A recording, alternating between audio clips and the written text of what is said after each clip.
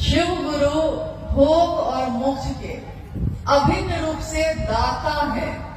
आप गौर कीजिएगा, इसमें शब्द है दाता, यानी जहां से ये चीज शुरू होती है।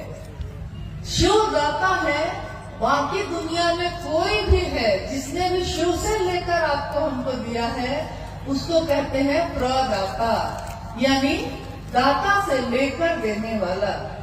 तो शिव को कहा गया कि भोग और मोक्ष के अभिन्न रूप से दाता है वो। भोग यानी यहाँ भोग का अर्थ होता है जो लौकिक जीवन का जो भोग है। यहाँ तक कि भोग में आप क्या गिनते हैं? अच्छा घर हो, संतान हो, गृहस्थी अच्छी चले, खेत हो, घर हो, गाड़ी हो, सारी चीजें हो, वैभव हो, लोग मुझको जाने। इस सब के साथ अंतिम शर्त ये रहती है कि लोग जाने कि हम हैं बड़का आदमी यहाँ के। आप सोचिए तो आखिर लोग घर सुंदर से सुंदर बनवाते हैं, लेकिन मैंने कितनी बार देखा है कि इसके लिए नहीं बनवाते हैं कि उनको मन है, वो इसके लिए बनवाते हैं कि बाकी गांव के लोगों का घर कैसा है पहले देख लेते हैं और देखते हैं कि अच्छा इससे बढ़िया घर हम बनवाएंगे। हमको उसको दिखाना है कि उससे बढ़िया घर बनाएंगे, तो वो उससे बढ़िया घर बनाते हैं। तब तक तीसरा आदमी शुरू कर देता है तो वो इससे भी बढ़िया बनवाता है। इसका कोई अंत नहीं होता। तो भोग यानी कि सारी चीजों का एक दिन अगर कोई वैराग्य किसी के मन में पैदा हो जाए तो वो सब चीजों का त्याग कर देता है। अपना घर गृहस्थी भी छोड़ देता है, अपना वैभव भी छोड़ देता है, साधु का वेश पहन के रास्ते पे निकल जाता है, किसी आश्रम में चला जाता है। लेकिन एक ऐसा भोग है जिसको वो कभी भी नहीं छोड़ पाता। वो कौन सा भोग है? सम्मान का। सम्मान नहीं छोड़ पाता वो। आपने सुना होगा कि परशुराम जो शिव के शिष्य हुए वो भी, तो परशुराम जी इसी के लिए विख्यात थे कि प्रणाम नहीं किया तो श्राप दे देते थे सीधे।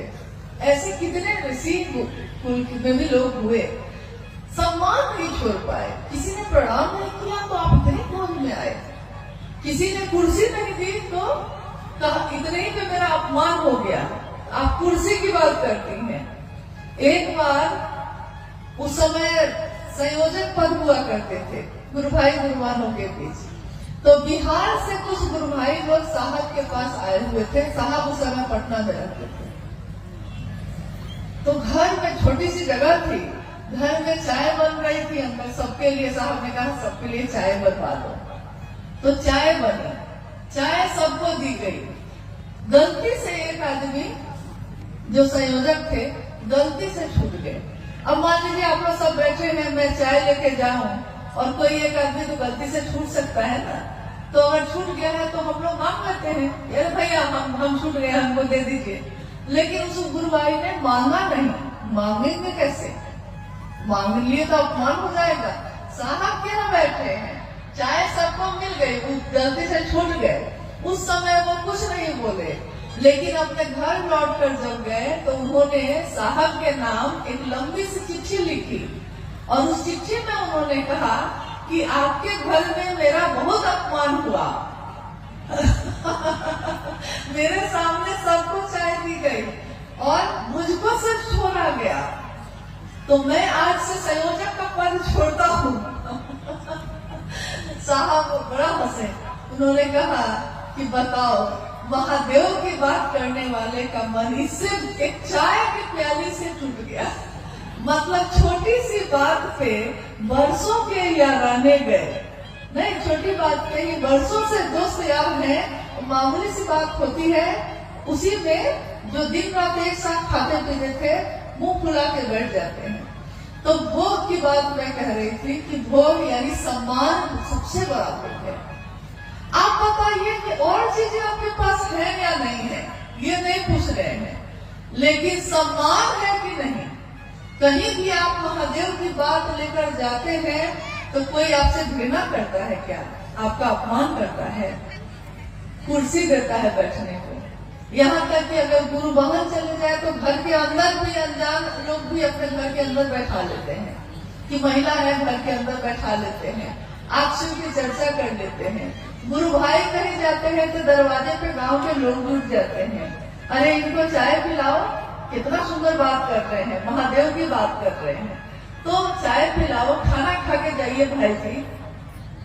यानी जहां कोई पूछता भी नहीं था मुझको, इसी रास्ते से काका कितनी बार गुजर जाते, क्यों कोई मेरे रहने की व्यवस्था करता, क्यों कोई मेरे लिए खाना बनाता। लेकिन इससे बड़ा भोग और क्या होगा इस धरती पे? सम्मान। गुरु भोग देते हैं, गुरु के नाम पे शिष्यों को सम्मान मिलता है, मोक्ष देते हैं। मोक्ष मतलब मुक्ति, जन्म और मरण के चक्र से मुक्त हो जाना, मोक्ष प्राप्त कर लेना, यानी बार बार जन्म नहीं लेना पड़ेगा, क्षण में ही मिल जाए।